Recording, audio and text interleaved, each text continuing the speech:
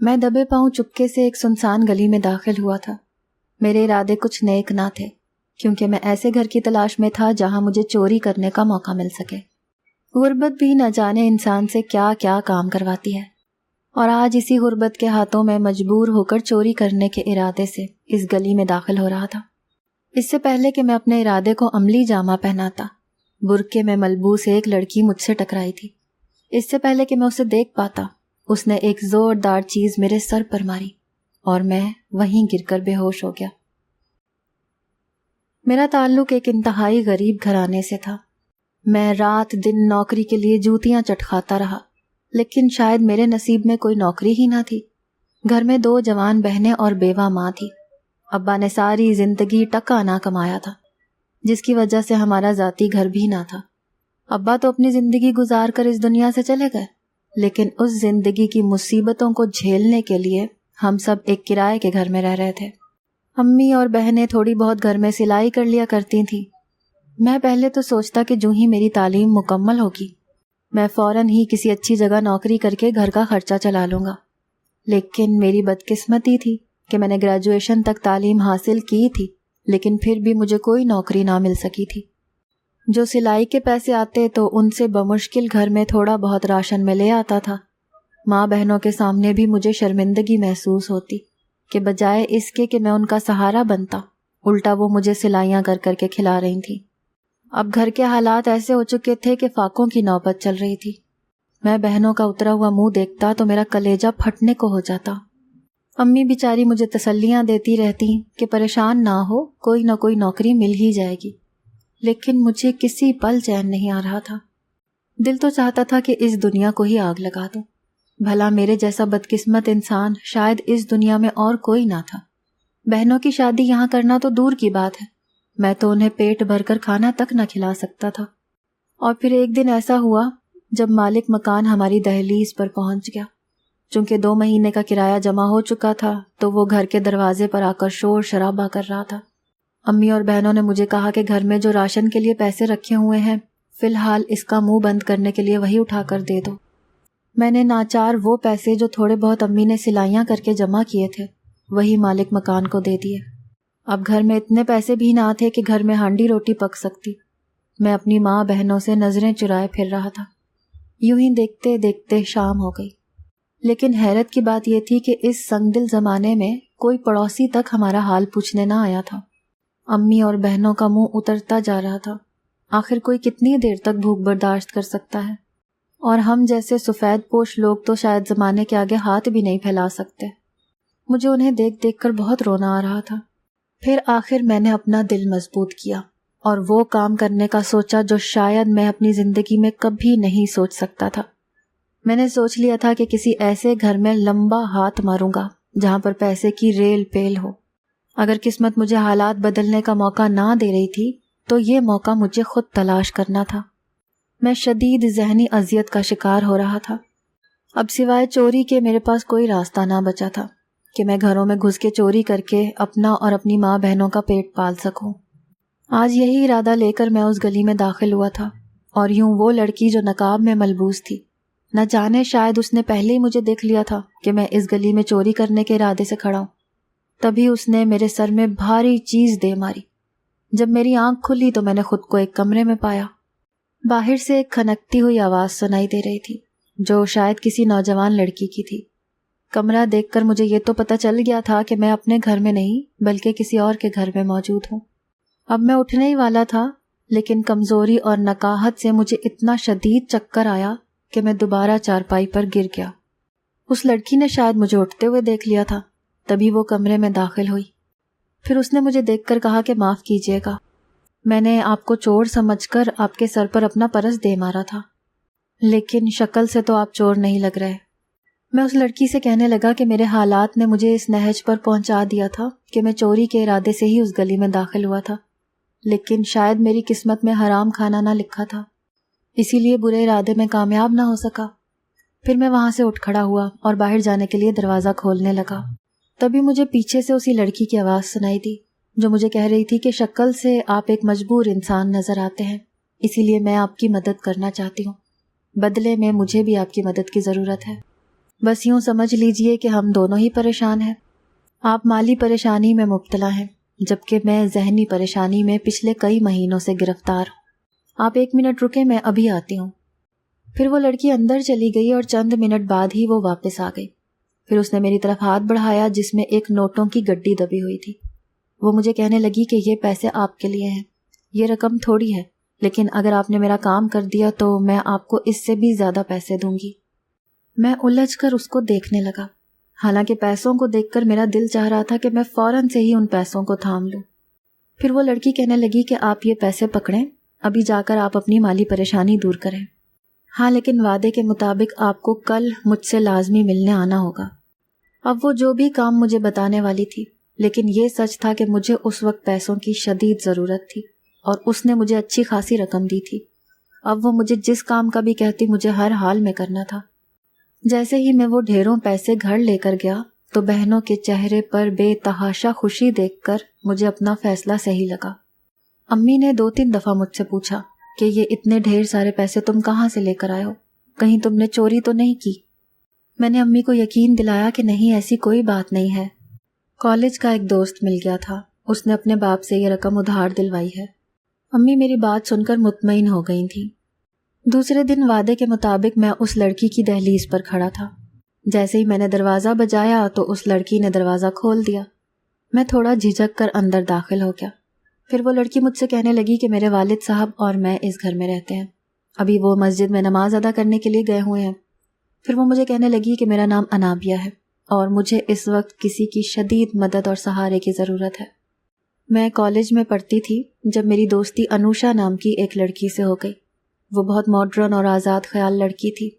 اس کی بے باک حرکتوں کو دیکھ کر میں اس سے دوستی نہ کرنا چاہتی تھی، لیکن اس کے بے حد اصرار پر میں نے اس سے دوستی کر لی۔ پھر چند دن کے بعد ہی ہم دونوں گہری دوستیں بن گئی تھیں۔ مجھے نہیں معلوم تھا کہ اس کی دوستی میرے لیے اتنی بھاری پڑنے والی تھی۔ جب ایک دن اس کے کہنے پر میں اس کے ساتھ آئس کریم کھانے ایک ریسٹورنٹ میں چلی گئی، وہاں پر اس کے ڈیڈی کے کسی دوست کا بیٹا بھی اچانک آ گیا۔ وہ ایک پرکشش اور خوبصورت شخصیت کا مالک تھا۔ پھر 2 دن کے بعد انوشا نے مجھے بتایا کہ وہ لڑکا ہاشم جو ہمیں ریسٹورنٹ میں ملا تھا، وہ انوشا سے میرا نمبر مانگ رہا تھا۔ میں جھجک گئی کیونکہ آج سے پہلے میں نے کبھی کسی لڑکے سے دوستی نہ کی تھی، لیکن انوشا نے کہا کہ دیکھ لو، ایسا موقع بار بار نہیں ملتا ہے زندگی میں۔ ہاشم بہت ہینڈسم اور امیر لڑکا ہے، لڑکیاں اس سے دوستی کرنے کے خواب دیکھتی ہیں۔ یوں اس کی باتوں میں آ کر میں نے ہاشم سے دوستی کر لی۔ 2-3 دفعہ ملنے کے بعد ہی میں اس کے پیار میں پاگل ہو چکی تھی۔ میں سوچنے لگی تھی کہ اب تو میں صرف ہاشم سے ہی شادی کروں گی، یہ جانے بنا کہ ہاشم کے دل میں میرے لیے کیا جذبات رکھتا تھا۔ اب میں ہاشم کے کہنے پر کافی دفعہ اس سے ریسٹورنٹ میں ملاقات کر چکی تھی۔ گھر پر صرف میں اور بابا ہی ہوتے تھے۔ بابا یہاں کی مسجد کے امام ہیں۔ انہیں نہیں پتا تھا کہ ان کی بیٹی کیا حرکتیں کرتی پھر رہی ہے۔ پھر ایک دن ہاشم نے مجھے اپنے فلیٹ پر بلایا اور بہانے سے میری ڈرنک میں نشہ آور گولیاں ملا دی۔ اس ڈرنک کو پینے کے بعد میں مدہوش پڑی تھی، لیکن جب مجھے ہوش آیا تو میرے ہاتھ سے سب کچھ لٹ گیا تھا، کیونکہ اس دن ہاشم نے میری عزت لوٹ لی تھی اور مجھے کہیں منہ دکھانے کے لائق نہیں چھوڑا تھا۔ جب میں اس کے سامنے رونے لگی تو وہ مجھے تسلیاں دینے لگا کہ شادی کے بعد بھی تو یہ سب کچھ ہونا تھا، ابھی ہو گیا ہے تو کوئی بات نہیں، میں تم سے جلد ہی شادی کر لوں گا اور اپنے ممی ڈیڈی کو رشتے کے لیے تمہارے گھر بھیج دوں گا۔ یوں اس کی چکنی چپڑی باتوں میں آ کر میں ایک دفعہ نہیں بلکہ کئی دفعہ اس کے فلیٹ میں جا چکی تھی۔ پھر جب مجھے اپنی اس غلطی کا احساس ہوا تو میرے سر پر سے پانی بہت اوپر ہو چکا تھا، کیونکہ کافی دن سے مجھے الٹیاں لگ رہی تھیں۔ شک کی بنیاد پر جب میں نے گھر پر ہی اپنا ٹیسٹ کیا تو مجھے پتا چلا کہ میں ہاشم کے ناجائز بچے کی ماں بننے والی ہوں۔ یہ خبر میرے لیے قیامت ثابت ہوئی۔ اس سے پہلے کہ میں ہاشم کو کچھ بتا پاتی، انوشے نے مجھے بتایا کہ ہاشم دبئی گیا ہوا ہے۔ کچھ دنوں کے بعد ہماری فیملی بھی دبئی شفٹ ہونے والی ہے، کیونکہ پاپا نے ایک بہت بڑا کاروبار شروع کیا ہے۔ یہ سن کر میرے پیروں تلے سے زمین نکل گئی۔ پھر میں نے رو رو کر انوشا کو بتایا کہ میں کس پریشانی میں مبتلا ہو چکی ہوں۔ وہ میری باتیں سن کر مجھے ہی ملامت کرنے لگی اور کہنے لگی کہ کس نے کہا تھا کہ ہاشم کی دوستی میں اتنا آگے نکل جاؤ؟ ہاشم نے صرف تم سے دوستی کی تھی، نہ کہ محبت۔ تم پتہ نہیں کیوں اس کے پیار میں اتنی پاگل ہو گئی تھی کہ یہ انتہائی قدم تم نے اٹھا لیا۔ اب میرے سر پر تو گویا آسمان ہی نہ رہا تھا۔ میں سوچنے لگی کہ اگر بابا کو یہ سب کچھ پتہ چل گیا تو ان کی محلے میں کیا عزت رہ جائے گی کہ امام صاحب کی بیٹی بن بیاہے ہی ماں بننے والی ہے۔ اب میرا ہاشم سے کوئی رابطہ نہ تھا۔ اس بات کو 5 مہینے گزر چکے ہیں، اس لیے میں تمہارے آگے ہاتھ جوڑتی ہوں کہ تم مجھ سے کسی طرح بھی شادی کر لو، بدلے میں تمہیں اپنی ماں کا رکھا ہوا سارا زیور تمہیں دے دوں گی۔ تم اس زیور کو بیچ کر کوئی بھی بڑا کاروبار کر سکتے ہو۔ خدا کے لیے میری مدد کرو۔ انابیہ رو رو کر مجھے اپنی ساری داستان سنا رہی تھی اور میں اس کی کالی سیاہ آنکھوں سے نکلنے والے شفاف آنسوؤں کو دیکھ رہا تھا۔ میں سوچنے لگا کہ اگر انسانیت کے ناطے اس لڑکی کی مدد کر دی جائے تو اس میں کوئی برائی نہ تھی، اور پھر میں بھی تو حالات کے آگے مجبور تھا۔ چند دنوں بعد ہی میں نے اپنی امی اور بہنوں کو کہا کہ اس لڑکی انابیہ کے لیے آپ لوگ رشتہ لے کر جائیں۔ وہ حیران تھی اور سوچ رہی ہوں گی کہ جوان بہنوں کی شادی کرنے کے بجائے خود اپنی شادی کی بات کر رہا ہے، لیکن میں نے امی کو سمجھا دیا کہ ہماری قسمت بدلنے والی ہے، اسی لیے میری شادی ہونا ضروری ہے۔ پھر 2-3 دن کے بعد امی اور بہنیں میرا رشتہ انابیہ کے والد صاحب سے لینے چلی گئیں۔ انابیہ کے والد یہ سن کر رشتہ کرنے پر راضی نہ تھے کہ میری کوئی نوکری نہیں ہے، لیکن میں جانتا تھا کہ انابیہ جس مجبوری میں ہے وہ انہیں خود ہی راضی کر لے گی، اور پھر یہی ہوا۔ انابیہ کے والد نے رشتے کے لیے ہاں کر دی۔ وہ انابیہ کو ڈھیروں جہیز دینا چاہتے تھے، لیکن انابیہ نے سختی سے انہیں منع کیا کہ زہیب کو سامان کی نہیں، اس وقت پیسوں کی شدت سے ضرورت ہے۔ صرف 1 ہفتے کے بعد ہی میری شادی انابیہ سے ہو گئی۔ وہ میری امی اور بہنوں سے اپنا جسم چھپانے کی کوشش کرتی رہتی، لیکن میں اس کی ساری صورتحال سے باخبر تھا، اسی لیے اس سے گھر میں رہنے میں کوئی زیادہ پریشانی نہیں ہو رہی تھی۔ اس نے اپنی امی کے سارے زیور میرے حوالے کر دیے تھے، جنہیں بیچ کر میں نے اپنا ایک بہت بڑا جنرل اسٹور کھول لیا تھا۔ گھر کے حالات بہتر ہوتے جا رہے تھے۔ میں نے انابیہ سے شادی تو کر لی تھی، لیکن اب دن رات میرے ذہن پر بس یہی سوچیں سوار رہتی کہ میں ایک ناجائز بچے کو کیسے پالوں گا۔ یہ ایک دوسرے انسان کا گناہ تھا جسے میں نے اپنے گھر میں رکھنا تھا۔ میرے دل میں اب شدید بدگمانی پیدا ہوتی جا رہی تھی۔ میں اپنی یہ ساری سوچیں انابیہ پر ظاہر نہیں کرنا چاہتا تھا، لیکن میرے دل میں فتور بھرتا جا رہا تھا۔ جوں جوں انابیہ کے ڈیلیوری کے دن قریب آ رہے تھے، وہ شدید پریشان دکھائی دینے لگی تھی۔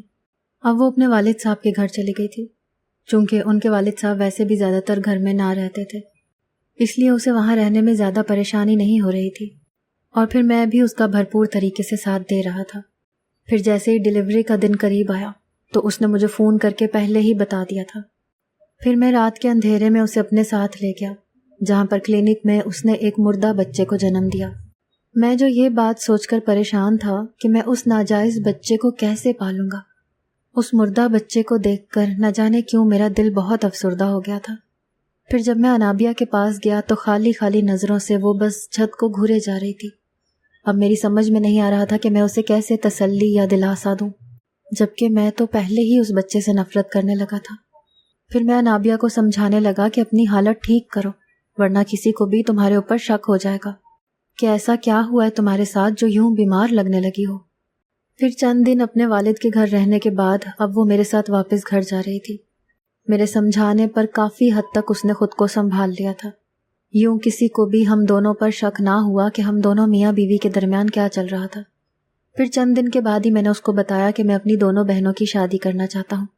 اس نے بھی میری ہاں میں ہاں ملائی اور مجھے کہنے لگی کہ ہاں، میں ہر قدم پر تمہارے ساتھ ہوں۔ یوں انابیہ ہی کی کوششوں سے میری بہنوں کے بہت اچھی جگہ سے رشتے آئے اور ان کی شادی میں نے بہت اچھے طریقے سے کر دی۔ اب گھر میں بہت خوشحالی کا راج تھا۔ میرا کھولا گیا جنرل اسٹور بہت ترقی کر رہا تھا، اس میں مجھے بہت فائدہ ہو رہا تھا۔ میں اس بات پر خوش تھا کہ انابیہ بھی گھر میں ایک اچھی بہو اور بیوی بن کر رہ رہی تھی۔ اس کے کہنے پر میں نے اسے ایک بہت مہنگا موبائل بھی دلوا دیا تھا۔ اب میں زیادہ تر کاروبار میں مصروف رہنے لگا تھا۔ پھر ایک دن میری آدھی رات کو آنکھ کھلی تو مجھے یہ دیکھ کر حیرت کا جھٹکا لگا کہ انابیہ اپنی جگہ پر موجود نہ تھی۔ اسے دیکھنے کی غرض سے میں اٹھا ہی تھا کہ وہ مجھے کھڑکی کے پاس کھڑی ہوئی نظر آئی۔ فون اس کے کان سے لگا ہوا تھا، شاید وہ آدھی رات کو کسی سے باتیں کر رہی تھی۔ پھر اکثر ہی ایسا ہونے لگا، جیسے ہی میری آنکھ کھلتی مجھے ہلکی ہلکی باتوں کی آوازیں آنے لگتی، جیسے کوئی موبائل پر دھیمے دھیمے کسی سے بات کر رہا ہو۔ وہ انابیہ ہی تھی جو آدھی رات کو اٹھ کر نہ جانے کس سے فون پر لگی رہتی تھی۔ میں حیران تھا کہ میں نے اسے ہر صورتحال میں قبول کر لیا تھا اور وہ پھر بھی مجھ سے بے وفائی کر رہی تھی۔ یہ سوچ کر میرے دل میں ایک بار پھر سے بدگمانی نے سر اٹھایا تھا۔ اب جیسے ہی فون کی گھنٹی بجتی تو اگر میں اس کے سامنے ہوتا تو وہ جلدی سے فون کاٹ دیتی، لیکن میں سب سمجھ رہا تھا۔ مجھے محسوس ہو گیا تھا کہ انابیہ مجھ سے بے وفائی کر رہی تھی۔ پھر ایک دن تو اس بات پر مجھے مکمل یقین ہو گیا جب میں نے اس کے منہ سے ہاشم کا نام سنا۔ میں یہ بات سوچ بھی نہیں سکتا تھا کہ وہ ایک بار پھر سے ہاشم سے رابطے میں تھی، تو گویا ایک بار پھر سے وہ اپنے پہلے پیار کو پانے کی کوشش کر رہی تھی۔ وہ جو فون پر باتیں کیا کرتی تھی وہ مجھے سمجھ میں نہیں آتی تھی، لیکن مجھے یہ پتا چل گیا تھا کہ وہ فون پر ہاشم سے ہی رابطے میں رہ رہی تھی۔ گھر کی اس ذہنی ٹینشن میں کاروبار پر بھی زیادہ دھیان نہیں دے پا رہا تھا۔ اب دل ہی دل میں انابیہ سے شدید نفرت کرنے لگا تھا، جس نے مجھے کسی کچرے کی طرح استعمال کیا تھا۔ آخر اس کی فطرت میں بے وفائی رچی ہوئی تھی۔ ایک نہ ایک دن اس نے مجھے لات مار کر اس گھر سے بھاگ جانا تھا، وہ بھی اس عیاش ہاشم کے ساتھ جو اسے ایک ناجائز ماں بنا کر یوں چھوڑ گیا تھا۔ اب میرے دل ہی دل میں مختلف قسم کے پلان بننے لگے اور میں سوچنے لگا کہ ایک بار تو میں اس عورت کے ہاتھوں بے وقوف بن گیا تھا، لیکن اب نہیں۔ اب یہ جو بھی میرے ساتھ کرنے والی ہے، اس سے پہلے کہ یہ اسے پایا تکمیل تک پہنچائے، میں نے اس کے ساتھ وہ کرنا ہے جو یہ ساری عمر یاد رکھے۔ میں اس پر ہر طرح سے نظر رکھنے لگا اور چوری چھپے اس کا موبائل بھی چیک کرنے لگ جاتا۔ جب شک کا کیڑا میرے اندر کچھ زیادہ ہی بڑھ گیا تو میرے اندر شدید نفرت نے جنم لیا اور میں نے سوچا کہ میں اسے اپنے ہاتھوں سے قتل کر دوں گا، لیکن اس کی بے وفائی برداشت نہیں کروں گا۔ یہی سوچ کر آج میں گھر میں داخل ہوا تھا۔ ایک خطرناک خنجر میں نے کسی دکان سے خرید لیا تھا اور اسے میں نے اپنی قمیض کے نیچے چھپا لیا تھا۔ جیسے ہی میں کمرے میں داخل ہونے لگا تو مجھے باتوں کی آوازیں آنے لگیں۔ شاید وہ فون پر ہاشم سے باتیں کر رہی تھی۔ میں کھڑا ہو کر اس کی باتیں سننے لگا۔ وہ فون پر ہاشم کو کہہ رہی تھی کہ خدا کے لیے تم میرا پیچھا چھوڑ کیوں نہیں دیتے ہو؟ میں زہیب کے ساتھ انتہائی خوش ہوں۔ وہ اتنا اچھا اور نیک انسان ہے کہ اس نے مجھے میرے عیبوں کے ساتھ قبول کیا ہے اور میں دل سے اس کی عزت کرتی ہوں۔ تمہارے ساتھ تو میں نے صرف وقتی پیار کیا تھا، لیکن میں سچے دل سے اب اپنے شوہر زہیب کے ساتھ ہنسی خوشی زندگی گزار رہی ہوں۔ اب اگر تم نے مجھے دوبارہ سے بلیک میل کرنے کی کوشش کی تو میں نے اپنے شوہر زہیب کو سب کچھ بتا دینا ہے۔ یاد رکھنا کہ وہ غصے کا اتنا تیز ہے کہ تمہارا قتل بھی کر سکتا ہے۔ وہ مجھے تو نہیں مارے گا، لیکن تمہیں ضرور مار دے گا۔